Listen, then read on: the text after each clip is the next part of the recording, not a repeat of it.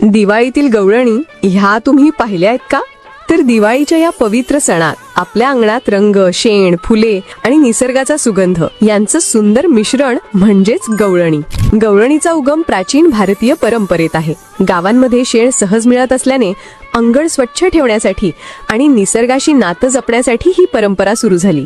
शेण हे पवित्र आणि शुभ मानलं जातं, म्हणून गवळणी या दिवाळीचं आध्यात्मिक सौंदर्य वाढवतात. गवळणीमध्ये वापरले जातात निसर्गाचे रंग, कुसुंबी, जांभळा, हिरवा आणि सजावट म्हणून झेंडू, गुलाब, पानं, जपमाळा, कडपत्री यांचा सुंदर वापर केला जातो. यात शेती, नदी, पूजा, गावजीवन किंवा रामायण महाभारतासारख्या कथा देखील दाखवल्या जातात. प्रत्येक दिवशी गवळणीचं स्वरूप बदलतं.